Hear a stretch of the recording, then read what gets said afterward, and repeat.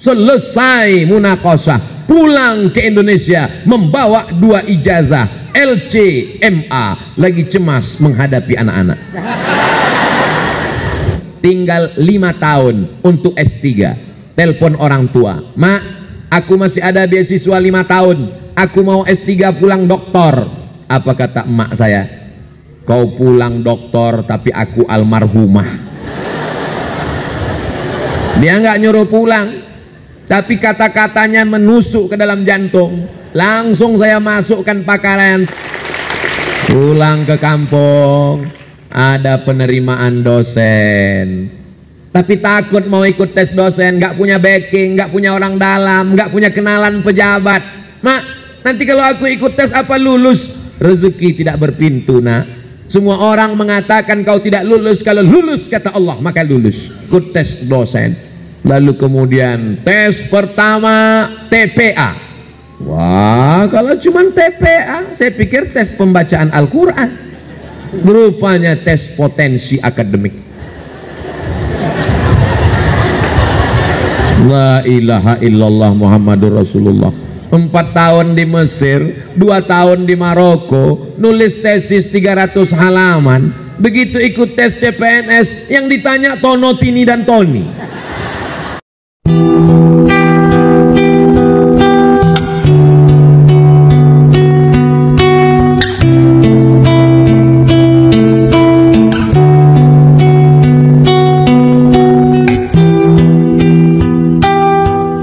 Darul Hadis Al Hasaniyah. Terbang lagi, berangkat. Begitu sampai naik pesawat, nama pesawatnya Qatar Airlines, pesawat yang paling murah juga. Transit di Qatar, berhenti di Qatar, setelah itu berangkat lagi ke Casablanca. Casa artinya rumah, Blanca artinya putih. Casablanca rumah putih. Bahasa Arabnya ad-darul bayda, dar putih, bayda putih, dar rumah, ad-darul bayda rumah putih. Nama negaranya Al-Mamlakatul Maghribiyah, kerajaan Maroko, di tepi Samudra Atlantik. 30 menit dari Maroko, mendarat ke kota pertama Algeciras. Di sanalah Islam pernah berkuasa 700 tahun lamanya. Itulah yang disebut dengan Al-Imam Al-Qurtubi. Qurtubi diambil dari kata Cordova. Negeri itu bernama Andalusia. Jamaah banyak yang tidak tahu Andalusia, tapi begitu saya sebut Real Madrid, Barcelona, nah, banyak yang nanya, kenapa Ustadz jauh-jauh?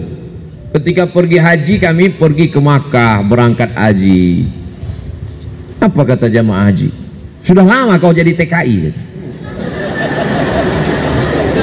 TKI itu tidak hina, Pak. Mereka itu adalah pahlawan devisa bayar pajak untuk negara. Betul? Pembangunan jalan kita itu dari TKI. Oh, jadi kau TKI? Saya ini mahasiswa, Pak. Di mana kau belajar? Di Maroko. Dekat dari Maroke. Memang susah ya ngomong sama orang nggak pernah makan bangku sekolahan. Tapi nggak, saya ngomong dalam hati aja. Sudah lama kau di sana? Sudah 2 tahun, Pak. Ngapain di sana? Ngambil S2. Ngapain kau jauh-jauh S2? Di Jakarta ada S2. Dari mana? Dari Sumatera. Di Medan ada S2. Ngapain jauh ke Maroko? Saya mau cari yang gratis. Di Jakarta ada S2. 1 semester 7 juta. Sidang terbuka 10, sidang tertutup 15, buka tutup 25. Uang nggak ada.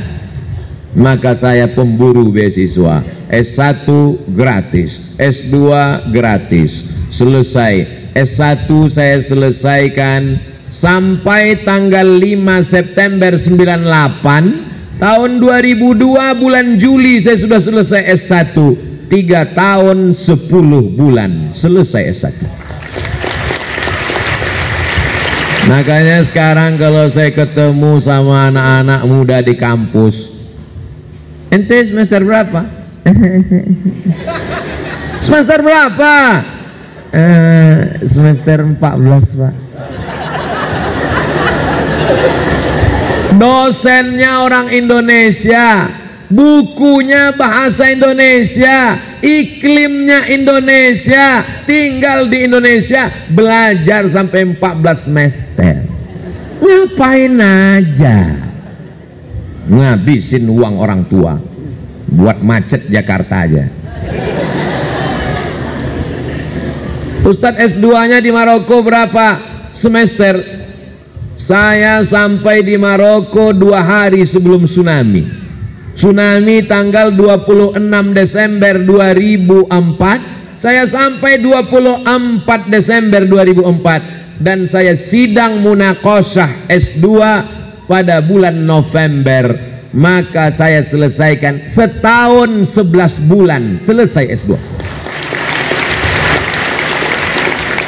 Tesis saya tulis berbahasa Arab 300 halaman, disidangkan di depan 3 profesor guru besar ahli hadis di Darul Hadis Al Hasaniyah. Judulnya Rijalul Muwatta' was Sahihain alladzina dha'afahumun Nasa'i fi kitabid du'afa wal matrukin jam'an wa dirasatan.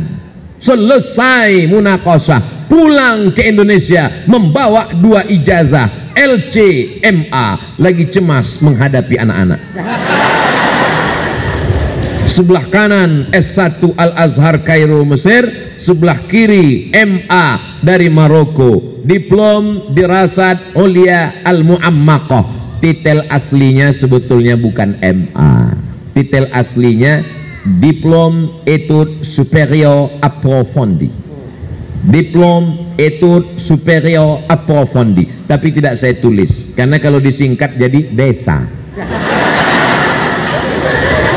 Masa jauh-jauh sekolah pulang jadi kampung. Nah, jadi pakai standar internasional MA Master of Art.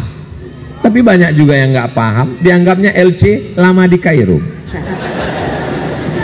Lalu kemudian pulang. Sebetulnya beasiswa saya 7 tahun. Saya dapat beasiswa dari AMCI, singkatan dari Agence Marocaine Coopération Internationale. Dapat beasiswa 7 tahun. Sudah saya habiskan 2 tahun, tinggal 5 tahun untuk S3. Telepon orang tua, "Mak, aku masih ada beasiswa 5 tahun, aku mau S3 pulang doktor." Apa kata emak saya? "Kau pulang doktor tapi aku almarhumah."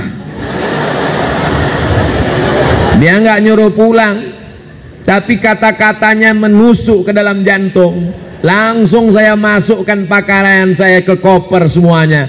Say goodbye to Maroko, selamat tinggal ibu nomor 1.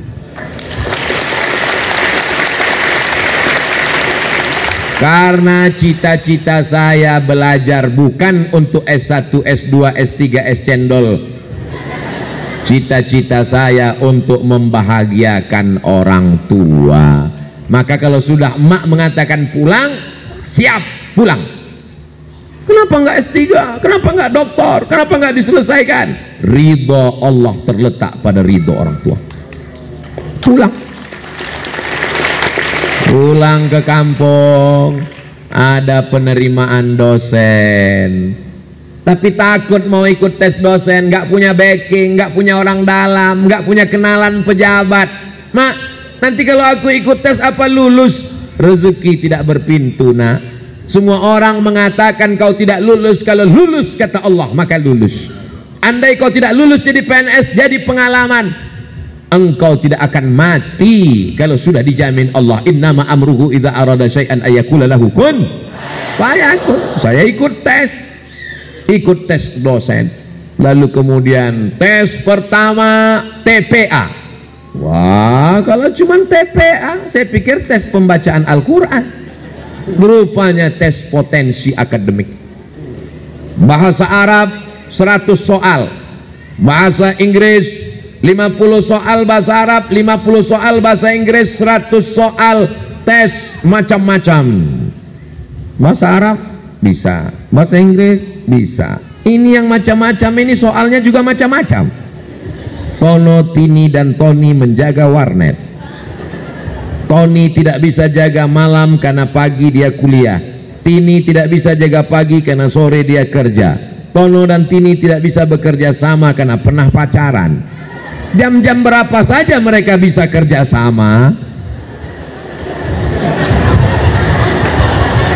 La ilaha illallah Muhammadur Rasulullah. 4 tahun di Mesir, 2 tahun di Maroko, nulis tesis 300 halaman. Begitu ikut tes CPNS, yang ditanya Tono, Tini, dan Tony. Apa ini? Cobalah pertanyaan yang berkualitas sedikit. Jika kecepatan cahaya adalah 300.000 km per detik, dari Masjidil Haram ke Masjidil Aqsa jaraknya 1.500 km, kecepatan cahaya 300 km per detik. Berapakah waktu yang perlu digunakan untuk Isra Mi'raj? Mantap kan? Insya Allah soal seperti itu akan ada nanti dari Badan Kepegawaian Negara BKN kalau yang duduk buat soal adalah tamat pesantren. Tono, Tony, dan Tini jangan tanyakan lagi. Akhirnya keluar pengumuman 200 soal lulus. Saya sudah lulus jadi dosen, Pak? Belum. Punya ilmu banyak, kalau nggak bisa ngajar gimana? Berapa banyak orang punya ilmu di kepalanya tapi nggak bisa ngadapin orang banyak. Dalam hati saya, kami di pesantren sudah biasa muhadharah, Pak. Berapa kali kami lari nggak mau ikut muhadharah. Cabut sembunyi dalam lemari, cabut masuk ke atas dek atap. Zaman saya dulu, kami dulu nakal-nakal. Adik-adik sekarang coba lihat baik-baik, sopan-sopan. Kami dulu di bawah sedikit level dari hantu. Muhadharah dari kelas 1 kita udah terbiasa muhadharah. Setiap pekan kita muhadharah, biasa ngadapin orang banyak. Maka ketika dites ngajar, saya tanya, di kelasnya berapa orang, Pak? 25 orang. Saya ngajar biasa aja. Nanti saya ngajar apa? Sesuai dengan mata kuliah keahlian mengajar ilmu hadis. Oke, saya masuk. Assalamualaikum mahasiswa-mahasiswi semua. Rupanya mereka di dalam itu sudah dites untuk supaya buat kita grogi. Jadi dia ngeliat kita terus.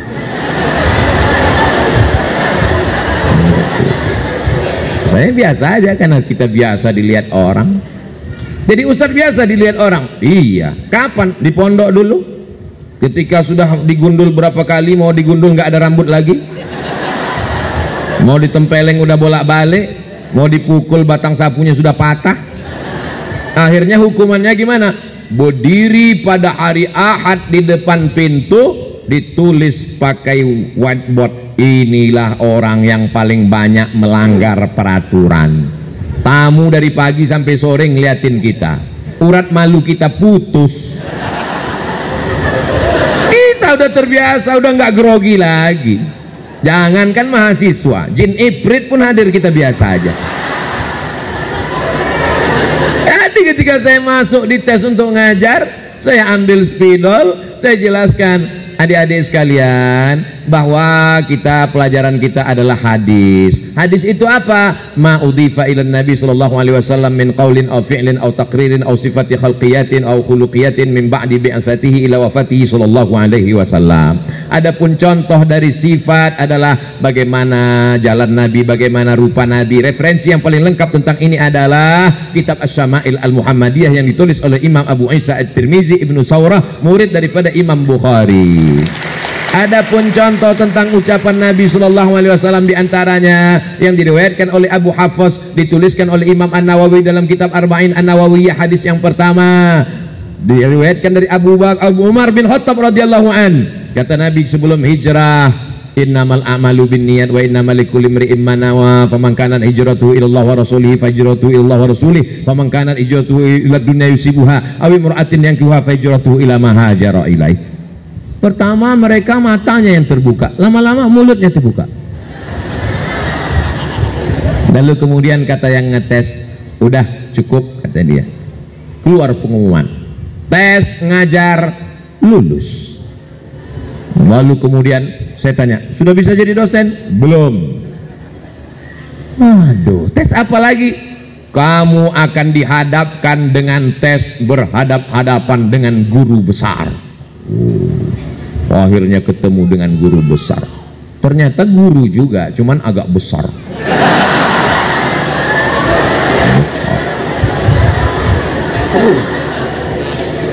Di mana kamu belajar?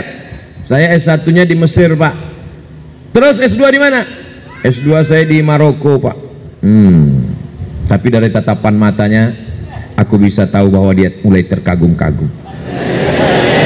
Kita pede, karena kita dari pondok sudah pede. Kita bahasa Arab, kita bahasa Inggris. Nanti kalau Anda lulus jadi dosen, apa yang Anda lakukan? Saya akan nulis buku, saya akan perbaiki silabus, saya akan perbaiki kurikulum pendidikan sesuai dengan ilmu yang saya pelajari selama ini.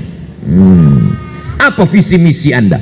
Kebetulan sebelum masuk kelas itu saya baca visi misinya di dinding.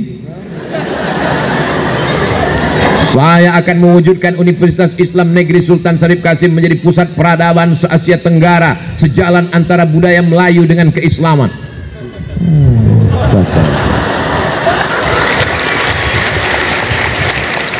Kita dididik untuk disiplin, disuruh datang jam 8, jam 7.30 kita sudah siap.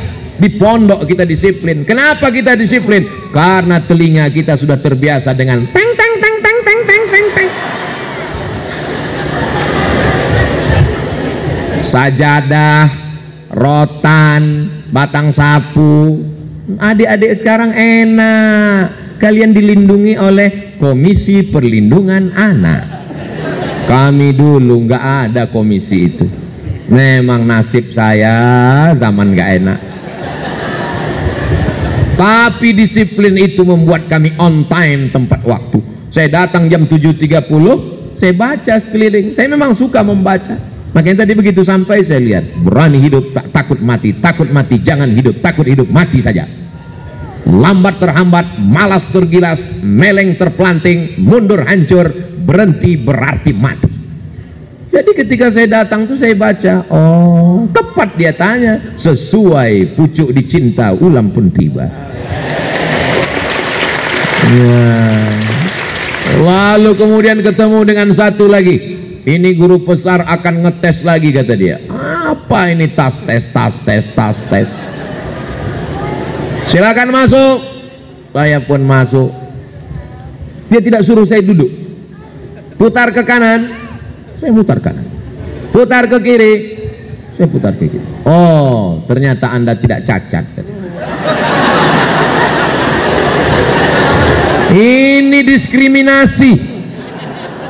Di Mesir berapa banyak dosen-dosen kita, mohon maaf, yang tidak bisa berjalan, Ustadz. Tapi mereka hafal Quran, mereka bahasa Arab hebat, bahasa Inggris, ngajar. Dosen saya Syekh Ibrahim Al-Khuli, Profesor Doktor, mohon maaf, tunanetra, tapi hafal Al-Quran, hafal hadis. Tapi saya nggak bantah, yang penting lulus dulu kan. Habis itu dia lihat, Anda merokok? Tidak, Pak. Jujur Anda tidak merokok? Tidak. Kenapa bibir Anda hitam? Allah. Inilah nasib orang hitam. Saya bilang saya orangnya hitam, dia bibir hitam.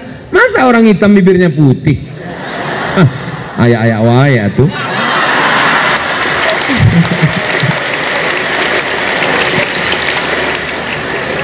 Akhirnya lulus ngajar, tapi saya tetap tidak meninggalkan ceramah. Saya tetap berceramah di masjid karena saya dididik di pesantren muhadharah. Walaupun jadi dosen, walaupun jadi pegawai negeri, walaupun PNS, jangan tinggalkan tausiah di masjid.